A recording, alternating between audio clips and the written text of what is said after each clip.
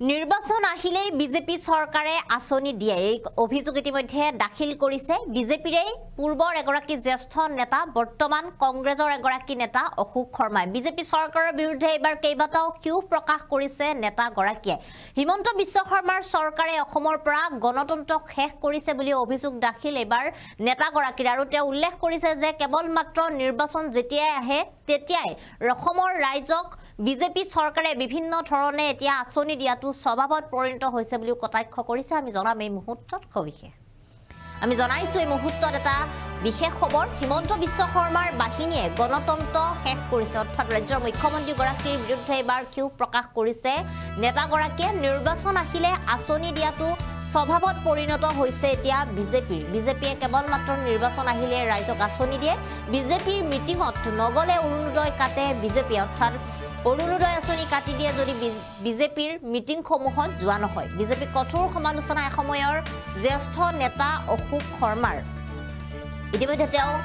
মুখ্যমন্ত্ৰীৰ বিৰুদ্ধে ক্ষোভ উজাৰিছে আৰু কংগ্ৰেছৰ নেতাগৰাকীয়ে এবাৰ তীব্ৰ সমালোচনা কৰা দেখিবলৈ পোৱা গৈছে এতিয়া বিজেপি চৰকাৰক আমি জনাইছো এই মুহূৰ্তত এটা ডাঙৰ খবৰ এবাৰ হিমন্ত বিশ্ব শৰ্মাৰ বাহিনীৰ প্ৰতি অৰ্থাৎ ৰাজ্যৰ মুখ্যমন্ত্ৰী ডক্টৰ হিমন্ত বিশ্ব শৰ্মাৰ চৰকাৰৰ প্ৰতি তীব্ৰ ক্ষোভ প্ৰকাশ কৰিছে এসময়ৰ বিজেপিৰে এগৰাকী জ্যেষ্ঠ নেতা অশোক শৰ্মাই আৰু যেহেতু তেওঁ বৰ্তমান কংগ্ৰেছৰ এগৰাকী নেতা তেওঁ কংগ্ৰেছত যোগদান কৰিছে আৰু ইয়াৰ পিছতে এবাৰ বিজেপিৰ বিৰুদ্ধে সৰব হোৱা দেখিবলৈ পোৱা গৈছে এতিয়া জ্যেষ্ঠ নেতাগৰাকী তেওঁ উল্লেখ কৰিছে যে নিৰ্বাচন আহিলেই কেৱল মাত্ৰ আঁচনি দিয়াটোৱে হৈছে বিজেপিৰ কাম বিজেপিয়ে তেওঁলোকৰ মিটিংসমূহত যদি উপস্থিত নাথাকে সাধাৰণ ৰাইজ তেনেহলে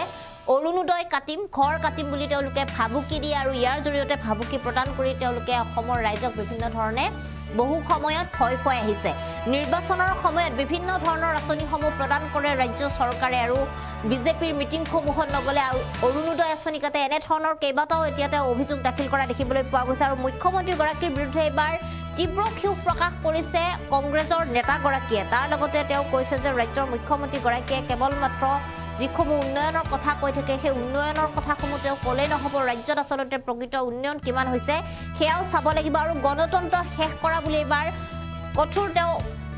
সমালোচনা কৰা দেখিবলৈ পোৱা গৈছে অসমৰ পৰা গণতন্ত্ৰ শেষ কৰি দিয়া বুলি তেওঁ উল্লেখ কৰিছে কিয়নো বৰ্তমান সময়ত সাধাৰণ মানুহে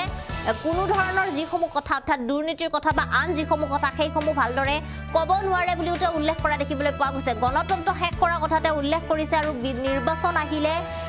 আঁচনি দিয়াটোৱে এটা বিজেপি চৰকাৰৰ স্বভাৱ হৈ পৰিছে বুলিও তেওঁ উল্লেখ কৰিছে আৰু এনেদৰে কেইবাটাও বিষয় সামৰি এবাৰ বিজেপি চৰকাৰৰ বিৰুদ্ধে সৰব হৈছে কংগ্ৰেছৰ নেতা অশোক শৰ্মা এই মুহূৰ্তত আমাৰ হাতত অশোক শৰ্মাৰ কিছু মন্তব্য আছে সেই মন্তব্য আমি আপোনালোকক শুনাইছো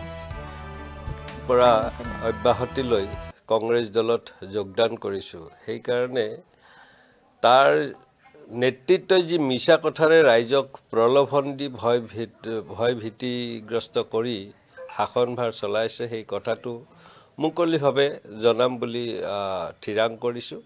আৰু ২৬লৈ এটা বৃহৎ পৰিৱৰ্তনৰ আশাৰে আমি আমাৰ কৰ্মক্ষেত্ৰত নামি পৰিম আৰু সমগ্ৰ অসমবাসীৰ পৰাও আশীৰ্বাদ বিচাৰিছোঁ যাতে এই যাত্ৰাত সকলোৱে আমাক সহায় কৰে আৰু প্ৰভু ভগৱন্তৰ ওচৰত প্ৰাৰ্থনা জনাইছোঁ নতুন বছৰটোলৈ যাতে সকলোকে সুখ শান্তি সমৃদ্ধিৰে জীৱন যাপন কৰিবলৈ প্ৰভুৱে কৃপা কৰে আৰু আমাৰ দলটোকো আগন্তুক সময়ত শাসনভাৰ লোৱাৰ কাৰণে যাতে আশীৰ্বাদ দিয়ে তাৰ কাৰণে মই প্ৰাৰ্থনা জনাই মোৰ কাম নতুন বছৰত আৰম্ভ কৰিম মইতো সেই কথাটো স্পষ্ট কৰি কৈ আহিছোঁ হিমন্ত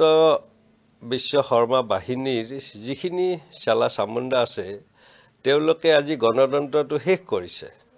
মানে কেৱল প্ৰলোভনৰ ৰাজনীতি বা ভয় ভীতিৰ ৰাজনীতি বিজেপিৰ বাহিৰে আজিৰ তাৰিখত মানুহৰ মুকলিমূৰীয়াকৈ কোনো ৰাজনৈতিক দল বা অন্য সংগঠনত যোৱাৰ যাতে সাহস হেৰাই পেলাই তাৰ সকলো পৰিকল্পনা কৰিছে আৰু তেওঁলোকৰ এতিয়া স্বভাৱত পৰিণত হৈছে যে নিৰ্বাচন আহিলে অৰুণোদয় দিয়াৰ কথা নিৰ্বাচন আহিলে লাখপতি দিয়াৰ কথা নিৰ্বাচন আহিলেই তেওঁলোকে আঁচনিৰ ঘোষণাৰ কথা কয় কিন্তু মই সমগ্ৰ অসমবাসীলৈ কৈছোঁ, নামনি অসম বিশেষকৈ নলবাৰীত এটা কথা আছিল যে বাই ভিনি মাটি বেচিব পাৰে, বাই সুখত আছে। অৰ্থাৎ হিমন্ত বিশ্ব শৰ্মা ডাঙৰীয়া মুখ্যমন্ত্ৰী হৈ আমাৰ ৰাজ্যখনক যেনেদৰে ধৰুৱা কৰিছে, প্ৰতিমাহে ঋণৰ উপৰি ঋণ লৈ ধাৰৰ বজা সহিব নোৱাৰা অৱস্থাটো তেওঁ আঁচনি ঘোষণা কৰিবলৈ এৰা নাই। গতিকে এই আঁচনি দিছে, অৰ্থাৎ আমাৰ মানুহক নিচাগ্ৰস্ত কৰি 1200 টকাৰ প্ৰতি যেনেদৰে প্ৰলোভিত কৰি আগবঢ়াই লৈ গৈছে, এইটো সমাজৰ কাৰণে এটা অশনি সংকেত। আৰু 1200 টকাৰ কাৰণে আমাৰো যাতে মানুহখিনিয়ে পিছত নদৰে তাৰ কাৰণেও আমি সজাগতা এটা সৃষ্টি কৰিব লাগিব। কাৰণ মূল্য বৃদ্ধিৰ কথাটো এতিয়া পাহৰিছে মানুহে এই 1200 টকাৰ কাৰণে বা লাখপতিৰ কাৰণে বা গছপুলি ৰুলে আত্মসহায়ক 10,000 টকা দিম বুলি যি কৈছে, এইবিলাক এটা প্ৰলোভন। আৰু কোনোবা যদি অইন ৰাজনৈতিক দলৰ সভালৈ যায় তেতিয়া অৰুণোদয় কাটিম বুলি কয়। যোৱাকালিৰে ঘটনা এটা নলবাৰীত হৈছে। মই বৰিকক বনভাগ কংগ্ৰেছ কমিটিৰ তত্বাৱধানত প্ৰয়াত প্ৰধানমন্ত্ৰী মনমোহন সিং ডাঙৰীয়াৰ এটা শ্ৰদ্ধাঞ্জলি অনুষ্ঠানত উপস্থিত আছিলোঁ। তাত এগৰাকী মহিলাক চাহখিনি দিয়াৰ কথা কৈছিল। এইটো কথা গম পাই বিজেপিৰ এগৰাকী স্থানীয় কৰ্মকৰ্তা আহি কৈছে যে তই মিটিঙত যাব নোৱাৰা, গ'লে তোৰ অৰুণোদয় কাটিম। মহিলাগৰাকীয়ে সভালৈ শেষত নাহিল। মই সভাৰ পিছত কথাটো শুনি তেওঁক মাত দিব গৈছিলোঁ। তেওঁ কৈছে যে 1250 টকা এটা পাই আছোঁ, কাটিম বুলি কোৱা কাৰণে নগ'লোঁ, কিন্তু আপোনালোকৰ লগতে আমি আছোঁ। গতিকে এনেকুৱা কথাৰে আমাক ব্যথিত কৰে। গণতান্ত্ৰিক দেশ এখনত যদি মুখ্যমন্ত্ৰীৰ দ্বাৰা পৰিচালিত হোৱা দলটোৰ কৰ্মী জনসাধাৰণক তেনেকৈ ভয় খুৱায়, সেইটো দেশৰ কাৰণে অশনি সংকেত। আৰু সেইটোৰে এতিয়া প্ৰভাৱ পৰিছে। ক'ৰবাত কয় বিজেপিৰ মিটিঙত নগ'লে অৰুণোদয় কাটিম, ক'ৰবাত কয় কংগ্ৰেছৰ মিটিঙত গ'লে ঘৰ কাটিম, ক'ৰবাত কয় আত্মসহায়কৰ পইচাটো তোমালোকে নোপোৱা। এই এনেকুৱা ভয় আৰু প্ৰলোভনেৰে সমাজ বেছিদিন নচলে। গতিকে এইটোৰ অৱসান ঘটোৱাৰ কাৰণে আমি প্ৰতিজনে 2025 চনত নিৰবিচ্ছিন্নভাৱে লাগি 26ত পৰিৱৰ্তন অনাৰ কাৰণে আমি সংকল্প লৈছোঁ। মই সেই বিষয়ে এতিয়া একো নকওঁ, কাৰণ সেইটো বিজেপিৰ আভ্যন্তৰীণ এক কথা। বিজেপিৰ আভ্যন্তৰীণ কথাত মই বিশেষ মাত নামাতোঁ। আৰু মইতো তেনেকুৱা এক কাৰণতে মই সেই দলটো এৰিব লগা হ'ল। গতিকে তেওঁলোকৰ মাজত যিমানেই এইবিলাক বেছি হয় আমি সিমানেই আনন্দিত হ'ম, কাৰণ তেওঁলোকৰ সংঘাতেই আমাৰ দলটোক শক্তিশালী কৰিব। আৰু মই সেইটো বিচাৰোঁ, কাৰণ যি স্বৈৰাচাৰীভাৱে স্বেচ্ছাচাৰী শাসন চলাই আছে হিমন্ত বিশ্ব শৰ্মাই, ইয়াত প্ৰতিজন খাটি খোৱা বিজেপিৰ কৰ্মী বা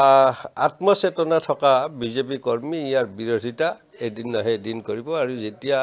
সৰ্বজনলৈ বিয়পি যাব তেতিয়াই তেওঁৰ শাসনৰ অৱসান হ'ব।